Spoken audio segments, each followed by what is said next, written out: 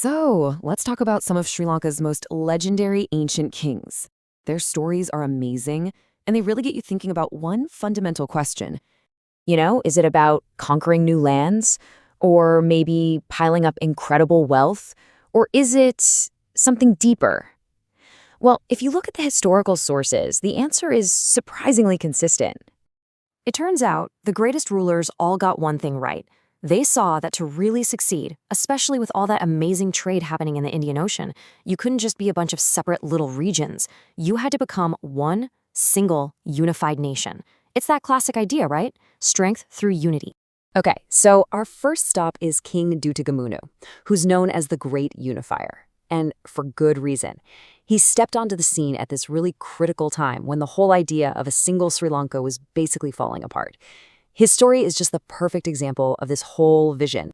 So, let's picture the situation Dutugemunu walked into. It was a mess, honestly.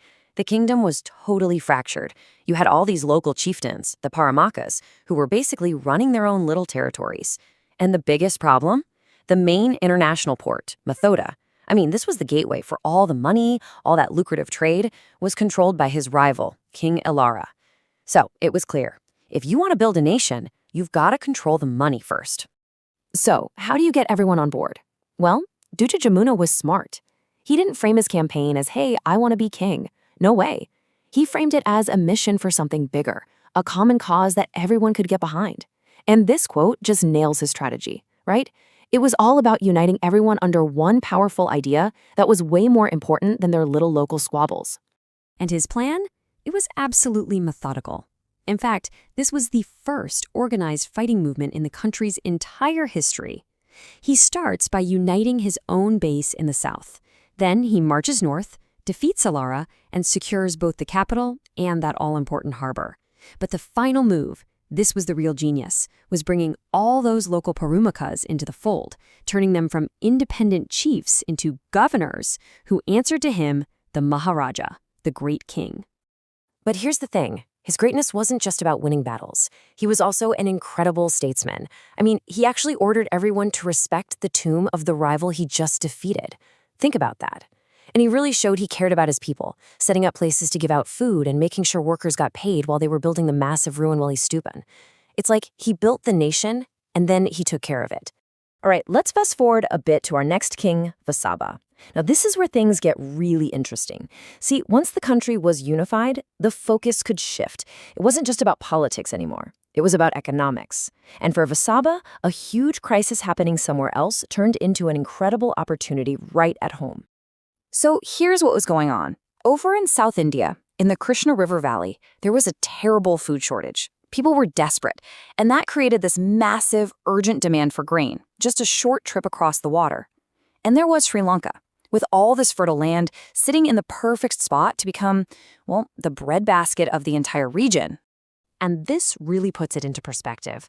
Just look at the demand coming from South India. It completely dwarfed what the island needed for itself. The economic message couldn't have been clearer. If you can grow more grain, there's a huge market just waiting for it. So the big question is, what did King Vasabha do? He built on an absolutely epic scale. Vasabha was the pioneer behind the construction of 16 huge tanks and reservoirs all over the country. And this wasn't just about feeding his own people.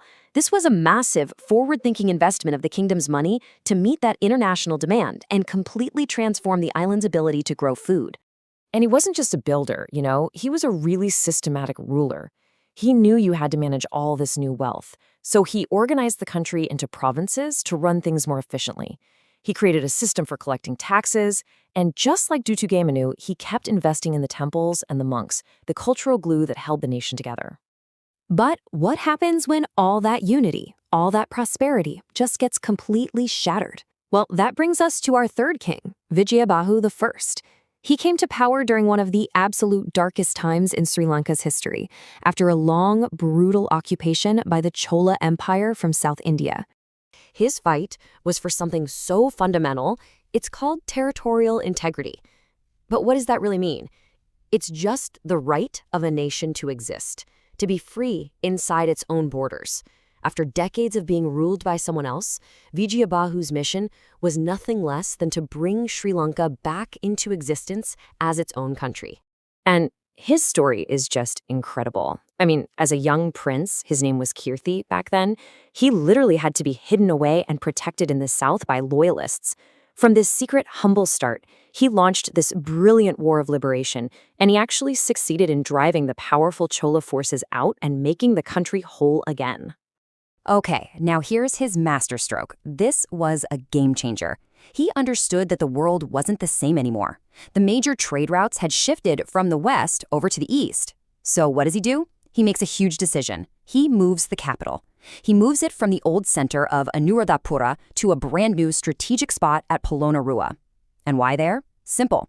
It was way closer to the key eastern port, Gokana, what we call Trincomalee today. It was the perfect move to position the newly free nation to tap into that new flow of global trade. So when you step back and look at these three incredible rulers, you start to see a really clear and powerful pattern. Think about it. Each king faced the biggest challenge of their time, head-on. For Dutugemunu, it was political fragmentation, and his legacy was national unity.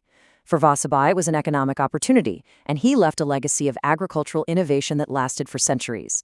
And for Vijayabahu, the challenge was foreign occupation, and his legacy was restoring the nation's sovereignty. So you have three totally different problems, but they all had one common solution: bold, centralized leadership that had a vision for the whole country. And that kind of leaves us with one last thing to think about, right? Whether we're talking about ancient Sri Lanka or the world we live in today, maybe greatness in a leader isn't just about having power. Maybe it's about seeing the biggest challenge of your time for what it is, and then having the vision and the courage to completely transform your country to face it.